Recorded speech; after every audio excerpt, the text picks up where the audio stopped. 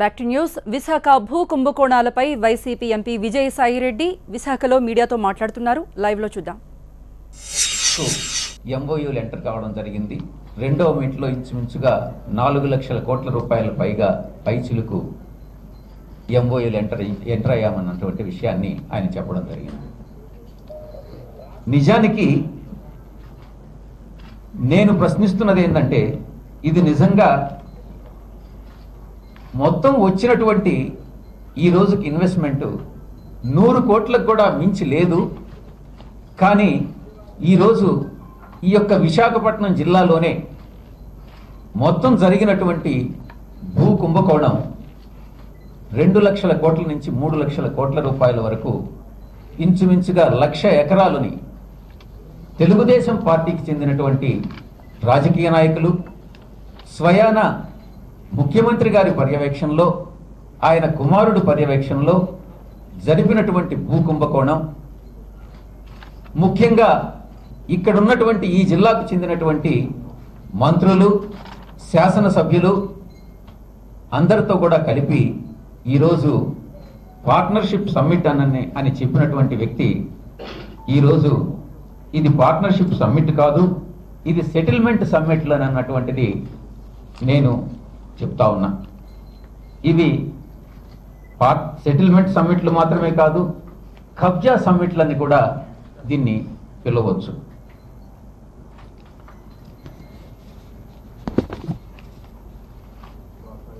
మనం ఒక్కసారి గతంలోకి కానీ వెళ్ళినట్లయితే ఈ యొక్క విశాఖపట్నంకు సంబంధించి ఈ విశాఖపట్నం స్టీల్ సిటీ అన్నటువంటి దాన్ని, ఈ పేరు ఎందుకు వచ్చింది అన్నటువంటిది మీరు అర్థం చేసుకోవాలి. విశాఖపట్నం స్టీల్ ప్లాంట్ని ఆ రోజు విశాఖ ఉక్కు ఆంధ్రుల హక్కు అన్నటువంటి నినాదంతో చాలామంది ప్రాణత్యాగం చేసి ఈ యొక్క సిటీకి, విశాఖపట్నం సిటీకి ఉక్కు నగరం అని పేరు తెచ్చుకున్నటువంటి విషయం విదితమే. కానీ ఈరోజు తెలుగుదేశం పార్టీ అధికారంలోకి వచ్చిన తర్వాత ఇది ఒక పసుపు పచ్చ దొంగల దోపిడీకి గురైనటువంటి నగరంగా మిగిలిపోయింది అన్నటువంటిది తెలుస్తా ఉంది. చంద్రబాబు నాయుడు గారు గతంలో 1995, 2004 సంవత్సరంలో, కానీ ఇప్పుడు 2014, 2017 మధ్య విశాఖను అభివృద్ధి చేసింది మాత్రం శూన్యం.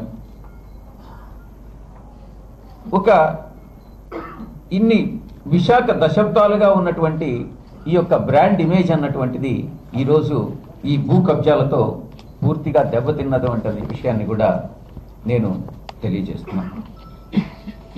ఇది తెలుగుదేశం వారు దీన్ని ఈ భూములకు సంబంధించి, ఈ ఆస్తులకు సంబంధించి, ఈ భూ కబ్జాలకు సంబంధించి ఒక్క మాటలో చెప్పాలంటే ఇది ఒక స్టోలన్ సిటీగా, అంటే ఒక దోపిడీదారులకు గురైనటువంటి నగరంగా దీన్ని తెలుగుదేశం అధినాయకత్వం చేయడం జరిగింది అన్నటువంటిది కూడా స్పష్టంగా తెలుస్తూ ఉంది.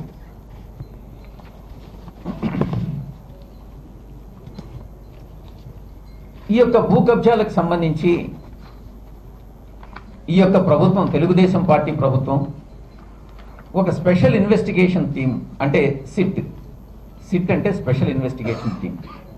కానీ ఈరోజు ఈ సిట్ ఎలా తయారైంది అని అంటే, సిట్ అంటే సిట్, స్టాండ్ అంటే స్టాండ్ అన్నట్టు ప్రభుత్వ ఆదేశాల మేరకు, ప్రభుత్వ పెద్దల మేరకు నిష్పాక్షికంగా విచారణ జరపకుండా ఏదో తూతూ మంత్రంగా విచారణ జరపాలన్నటువంటి ఉద్దేశంతో ఈరోజు సిట్ను నియమించారన్నటువంటి విషయం కూడా మనకు తెలుస్తూ ఉంది. గతంలో ఇటువంటి స్పెషల్ ఇన్వెస్టిగేషన్ టీమ్స్ ఎర్రచందనం విషయంలో కానీ, ఆ తర్వాత శేషాచలం అడవుల్లో జరిగినటువంటి ఎర్రచందనం విషయంలో కానీ, విజయవాడ మద్యం మరణాల మీద కూడా ఈ సిట్ను వేయడం జరిగింది. కానీ ఏం రిజల్ట్ వచ్చింది? ఈ సిట్ అనేటటువంటి దానివల్ల పెద్ద ప్రయోజనం లేదు. నిజానికి నిజమైనటువంటి దోషులు వెలికి తీయాలి అని అంటే, వారిని శిక్షించాలి అని అంటే సిట్ కాదు, సెంట్రల్ బ్యూరో ఆఫ్ ఇన్వెస్టిగేషన్కి ఈ యొక్క విచారణను ఇవ్వాలా అన్నటువంటిది మా యొక్క పార్టీ డిమాండ్ అన్నటువంటిది నేను తెలియజేస్తున్నాను.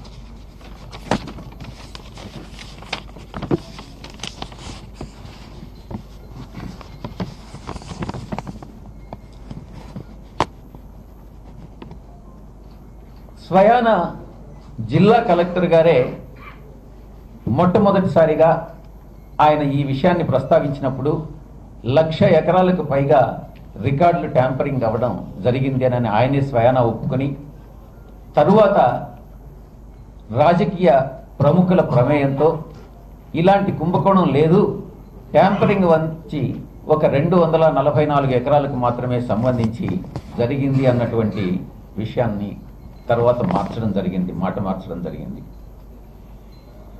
ఇప్పుడు నాకు తెలిసినంత ప్రకారం గతంలో ఒకసారి డీజీపీ గారు ప్రెస్ కాన్ఫరెన్స్ పెట్టి చెప్పారు, మళ్ళీ ఈరోజు కూడా ప్రెస్ కాన్ఫరెన్స్ పెడుతున్నారని చెప్పి విన్నాను అన్నమాట. అంటే ఒక పోలీస్ అధికారితో ఈ విషయంలో దర్యాప్తు పూర్తి కాకుండా ఈ యొక్క విచారణలో కలుగు చేసుకోవడం అన్నటువంటిది, ఎవరిపైతే ఆరోపణలు ఉన్నాయో ప్రభుత్వం పైనే ఆరోపణలు ఉన్నాయి, ఈ ప్రభుత్వంలో ఉన్నటువంటి మంత్రులపైనే ఆరోపణలు ఉన్నాయి, ఈ ప్రభుత్వంలో ఉన్నటువంటి శాసనసభ్యుల మీదనే ఆరోపణలు ఉన్నాయి. వారి ఇన్వాల్వ్మెంట్ ఉన్నప్పుడు ఈ యొక్క ప్రభుత్వమే నియమించినటువంటి ఒక సిట్ విచారణ జరపడం అన్నటువంటిది ఆమోదయోగ్యం కాదు అన్నటువంటిది కూడా నేను చాలా స్పష్టంగా చెప్తా ఉన్నాను. ఇది సెంట్రల్ బ్యూరో ఆఫ్ ఇన్వెస్టిగేషన్కి తప్పకుండా ఈ యొక్క విచారణని ఎంట్రస్ట్ చేయాల్సినటువంటి బాధ్యత ప్రభుత్వం మీద ఉంది. అప్పుడే ప్రజలు కూడా విశ్వసిస్తారు.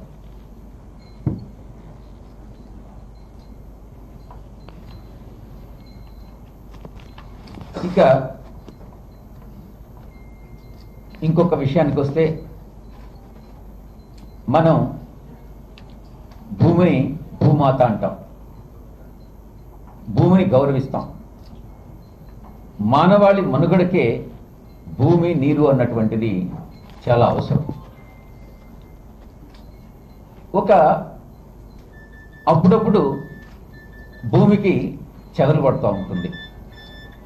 ఒక చెదలు ఒక్కసారి ఒక దగ్గర కానీ పడితే ఆ చెదలు అలాగే వదిలేస్తే అలాగే వ్యాప్తి చెందుతూ పోతూ ఉంటుంది. కాబట్టి అది చెట్టైనా లేకుంటే ఇళ్ళైనా పొలమైనా ఏదైనా కూడా మనం చెదలు పట్టినట్లయితే ఆ చెదలను మనం నిర్మూలిస్తాం. మనం అందరం కలిసికట్టిగా పనిచేసి మనం ఉద్యమించకపోయినట్లయితే ఈ విశాఖపట్నం నగరానికి చెందినటువంటి, అంటే ఈ తెలుగుదేశం పార్టీ నాయకుల మూలంగా పట్టినటువంటి ఈ చెదలు అన్నటువంటి దాన్ని మనం సమూలంగా నిర్మూలించకపోతే ఈ యొక్క విశాఖపట్నం జిల్లానే కాదు, మిగతా అన్ని జిల్లాలకు కూడా ఈ చెదలు పట్టి ఈ యొక్క భూ కుంభకోణాలన్నీ కూడా విస్తరిస్తాయన్నటువంటిది నేను మీ అందరికీ కూడా తెలియజేసుకుంటున్నాను. ఇక భూ కబ్జాల విషయానికి వస్తే, కొన్ని ముఖ్యమైనటువంటి అంశాలను ఈరోజు ముఖ్యంగా విశాఖపట్నంకు సంబంధించి మీ దృష్టికి తీసుకురాదలుచుకున్నాను. కొన్ని విషయాలను మాత్రం ప్రస్తావిస్తాను. మీకందరికీ కూడా తెలుసు, కాశీ విశ్వేశ్వర స్వామి భూముల గురించి గంగసాని అగ్రహారంలో పద్మనాభ మండలంలో ఇంచుమించుగా 102 ఎకరాలని సర్వే నెంబర్ 3/1, 3/2, 3/3, 3/4లో ఉన్నటువంటి ఈ యొక్క భూముల్ని కబ్జా చేసేటటువంటి ఉద్దేశంతో ఆర్డీఓ మీద ఈరోజు ప్రెషర్ తీసుకురావడం జరుగుతూ ఉంది. ఇది ఇంకా పూర్తి కాలేదు, దీన్ని మనం ముందుగానే జాగ్రత్త పడాలి. ఈ విషయంలో గంటా శ్రీనివాస్ మంత్రి, స్వయానా ఈ జిల్లాకు చెందినటువంటి మంత్రి, ఆ నియోజకవర్గం భీమిలి నియోజకవర్గం నుంచి ఎన్నికైనటువంటి శాసనసభ్యులు గంటా శ్రీనివాసరావు గారి సనిన్లా అల్లుడు ప్రశాంత్ అన్నటువంటి వ్యక్తి దీనిలో ఇన్వాల్వ్మెంట్ ఉంది. మంత్రి గారికి తెలియకుండా ఇవన్నీ జరుగుతాయా అన్నటువంటి దాన్ని నేను ప్రశ్నిస్తున్నా ఈరోజు. ఇలాగే నీలయం సత్రం భూములకు సంబంధించి పద్మనాభ మండలంలోనే 444 ఎకరాలు ఈరోజు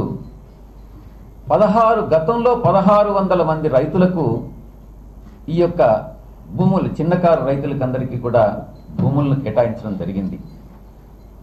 ఈ 1600 మంది రైతుల నుంచి ఈరోజు పట్టాలు ఇచ్చిన తర్వాత ఈ ప్రశాంత్ అన్నటువంటి వ్యక్తి, ఈ గంటా శ్రీనివాసరావు గారి అల్లుడు ప్రశాంత్ అన్నటువంటి వ్యక్తి ఈ రైతుల దగ్గర నుంచి ల్యాండ్ పూలింగ్ పేరుతో 10 లక్షల రూపాయల ఎకరా 10 లక్షల రూపాయలు విలువ చేసేటటువంటి భూమిని ₹1,00,000కే తీసుకుని ఈరోజు భూ కబ్జాకి ప్రయత్నం చేయడం జరుగుతూ ఉంది.